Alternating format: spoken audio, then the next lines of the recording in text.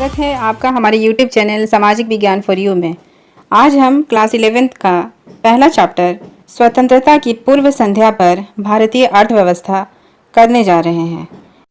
इस अध्याय को पढ़ने के बाद हम जानेंगे कि स्वतंत्रता प्राप्ति के समय वर्ष 1947 में भारत की अर्थव्यवस्था की दशा क्या थी और भारतीय अर्थव्यवस्था को अल्प विकास की स्थिति में पहुंचा देने वाले कारकों से भी हम परिचित होंगे। जैसा कि हम जानते हैं कि भारत को सोने की चिड़िया कही जाती थी, क्योंकि भारत दुनिया भर में बहुत सारी चीज़ों का एक्सपोर्ट किया करता था, जैसे कि लघु कला, हस्तकला, रेशम, मलमल, सूती कपड़े, संगमरमर, लकड़ी पर नक्काशी, सोने और चांदी के आभूषण, पत्थर की तराशी, मसाले, नील, अफीम, ये सारी चीज़ें भारत दुनिया के अलग अलग देशों में एक्सपोर्ट किया करता था।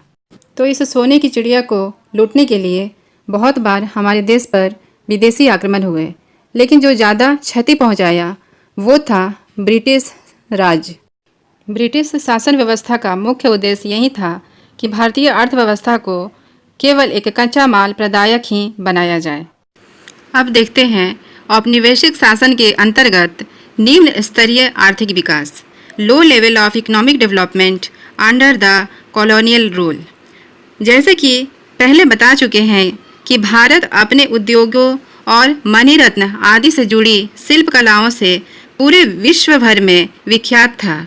इसमें बंगाल का सूती उद्योग मलमल के कपड़ों के लिए जाना जाता था, लेकिन औपनिवेशिक नीति के तहत भारत इंग्लैंड को कच्चे माल की पूर्ति तथा इंग्लैंड के तैयार माल का आयात करने वाला देश बनकर रह गया था। कुछ आकलनकर्ताओं जैसे दादा भाई नौरोजी, फिंडले सिराज, आज सी देसाई के अनुसार 20वीं शताब्दी के पूर्वार्ध में भारत की राष्ट्रीय आय की वार्षिक समृद्धि 2% से कम और प्रति व्यक्ति उत्पाद वृद्धि दर 0.5% ही रही।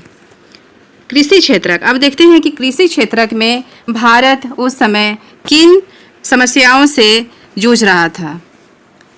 ब्रिटिश औपनिवेशिक शासन में भारत एक कृषि अर्थव्यवस्था ही बना रहा और 85% लोग खेती से जुड़े रोजगार में लगे थे, लेकिन इसके बावजूद भी कृषि उत्पादकता में कमी आती रही और इसका कारण था भूव्यवस्था प्रणाली, जिसमें जमींदारी व्यवस्था, राजस्व व्यवस्था और कृषि का व्यवसायीकरण था। जमींदारी व्यवस्था में कृषि से हुई लाभ को जमींदार हड़प जाते थे और किसानों की दुर्दशा को अनदेखी करते थे। राजस्व व्यवस्था में राजस्व की निश्चित राशि को सरकार की कोष में जमा करने की तिथियां पूर्व निर्धारित थी, जिसमें रकम नहीं जमा कर पाने वाले जमींदारों से उनके अधिकार छीन लिए जाते थे। कृषि का व्यवसायीकरण, जिसमें भारतीय किसान नकदी फसल तैयार करते थे, जिसका उपयोग इंग्लैंड के कारखानों में होता था और उसका लाभ भारतीय किसानों को नहीं मिल पाता था। अब देखते हैं औद्योगिक क्षेत्र यानी इंडस्ट्रियल सेक्टर की क्या परिस्थिति थी। भारत में विश्व प्रसिद्ध शिल्प कलाओं का पतन हो रहा था, क्योंकि एक तो वे भारत को इंग्लैंड में विकसित हो रहे आधुनिक उद्योगों के लिए कच्चे माल का निर्यातक बनाना चाहते थे, दूसरे वे उन उद्योगों के उत्पादन के लिए भारत को एक विशाल बाजार भी बनाना चाहते थे, जिससे भारतीय शिल्पकलाओं के पतन से बेरोजगारी फैल रही थी। 19वीं शताब्दी के उत्तरार्ध में भारत में कुछ आधुनिक उद्योग जैसे सूती वस्त्र उद्योग, पटसन उद्योग, लोहा और इस्पात उद्योग, चीनी, सीमेंट, कागज के उद्योग लगाए गए, लेकिन इनकी उन्नति बहुत धीमी रही। टाटा आयरन स्टील कंपनी की स्थापना 1907 में हुई। साथ ही साथ पूंजीगत उद्योग का भी अभाव बना रहा।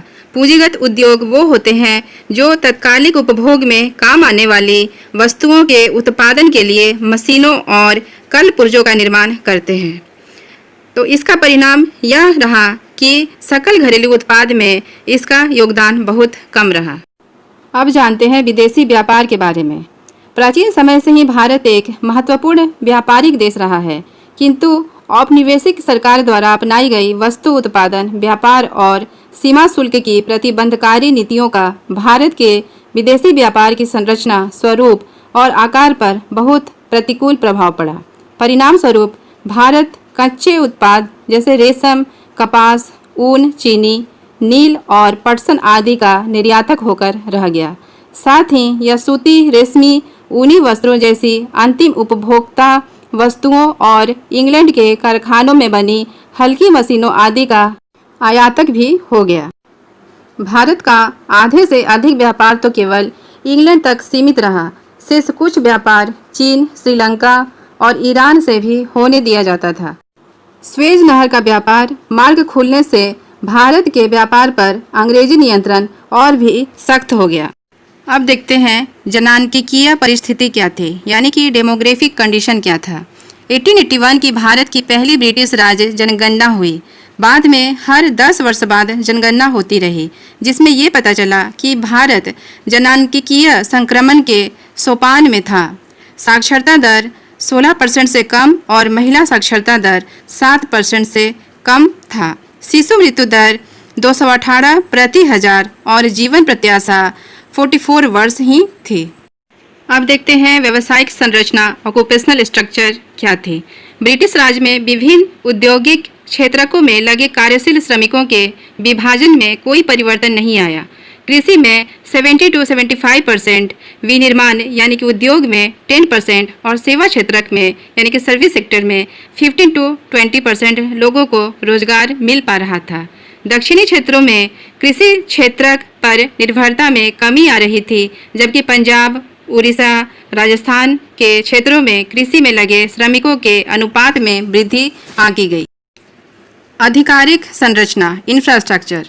ब्रिटिश शासन के अंतर्गत बहुत सारे विकास के काम जैसे रेल, जल परिवहन, डाक तार आदि का विकास हुआ, लेकिन यह विकास उन्होंने सेनाओं के आवागमन की सुविधा तथा देश के भीतरी भागों से कच्चे माल को निकटतम रेलवे स्टेशन तक पहुंचाने में सहायता करना मात्र था। भारत में विकसित की गई तार व्यवस्था का मुख्य उद्देश्य कानून व्यवस्था को बनाए रखना था। अंग्रेजों ने 1850 में भारत में रेलों का आरंभ किया, यही उनका महत्वपूर्ण योगदान था। सड़कों तथा रेलों के विकास के साथ साथ ब्रिटिश व्यवस्था ने समुद्री जल मार्गों के विकास पर भी ध्यान दिया। इन यातायातों का विकास सिर्फ औपनिवेशिक व्यवस्था अपने लाभ के लिए कर रही थी। तो हम इस निष्कर्ष कंक्लूजन पे पहुंचते हैं कि 200 वर्षों के विदेशी शासन का प्रभाव भारतीय अर्थव्यवस्था के हर आयाम पर पड़ा और भारतीय अर्थव्यवस्था का विदेशी शासन ने हर तरीके से दोहन किया। वीडियो पसंद आए तो चैनल को लाइक कीजिए, शेयर कीजिए और सब्सक्राइब कीजिए और बेल आइकन को प्रेस कीजिए।